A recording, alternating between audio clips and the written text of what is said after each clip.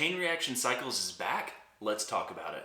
Welcome back to Evo 1. I know that I'm probably going to get bombarded in the comments section for the shop being an absolute disaster. It's normally clean, and I always go by the mantra of a sign of a good mechanic is a clean shirt. And a clean shop.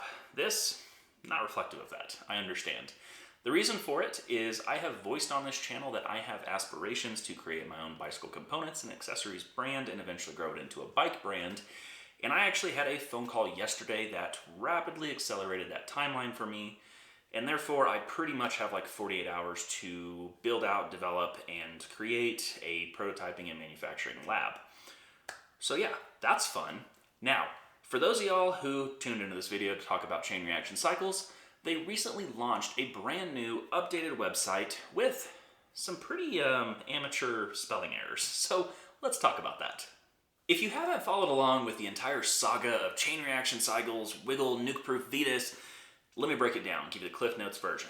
Essentially, you had Signa Sports United, which was backed by billionaire Rene Benko. They held Nukeproof, Vitas, Wiggle, CRC, all underneath their umbrella.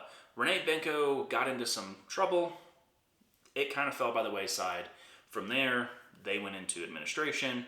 Mike Ashley of Fraser's Group, who also owns Evans Cycles, as well as a few other brands that have not performed how they did before he bought them, let's say that.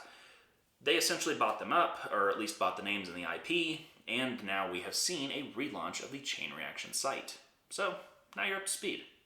The new website is quite reminiscent of the old one. A lot of the colorways, the brand kit, it's all pretty similar. However, given some navigational issues that I had with it, along with a lot of posts online talking about errors with spelling breaks, as in the type of break you would take when you're on lunch, as well as some spelling issues that obviously you could chalk up to them being across the pond over in Europe versus United States spelling.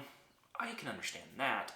However, whenever we get into it, we don't actually see Nukeproof on the site, and that has caused a lot of concern for people wondering, are they just going to kill off Nukeproof? Are they going to launch it as a direct-to-consumer only brand and have it stand alone, just like Canyon does?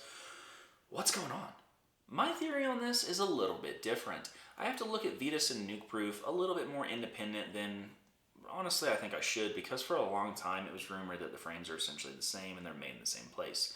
But Vitas, for the most part, has always been focused on the value-minded customer. They, were budget for a long time. And, of course, I say reasonably priced, but it's relative to the state of the bike industry today. Nothing's cheap anymore. Let's just face it. It sucks.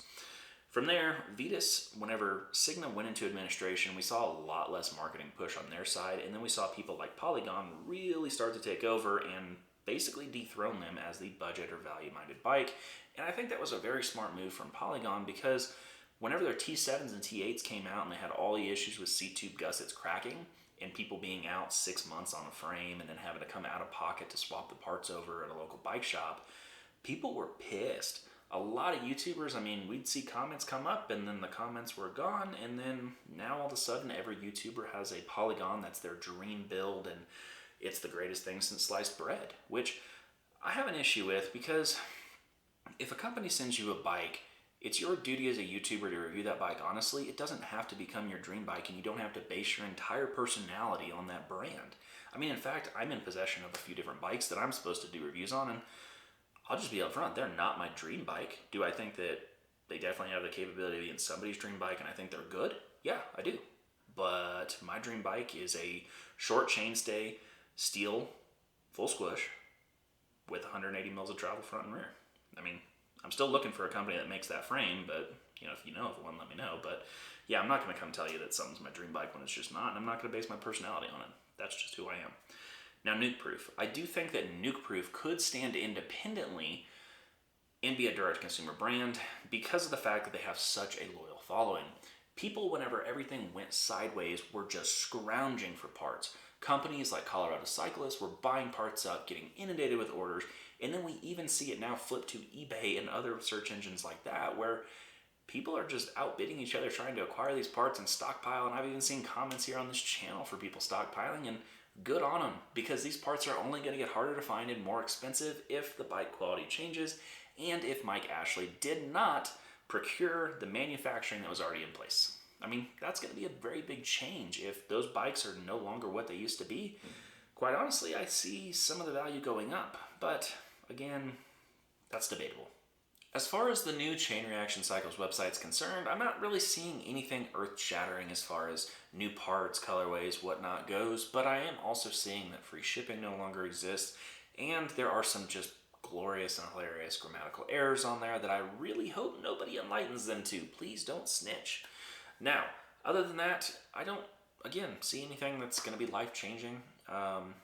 It's clunky, it's odd, but it works, it's functional, so obviously we'll see and time will tell if anything changes. From what I've seen just even making this video, the website has changed a few times as far as pictures go. I mean, they're trying to beautify it, and I get it, but maybe also work on spelling too. That'd be cool. So let me know what your thoughts are down below in the comments section. I would love to talk to you, and I really hope you subscribe to this channel. As always, thank you so much for your time. I appreciate you watching, and I'll see you on the next one.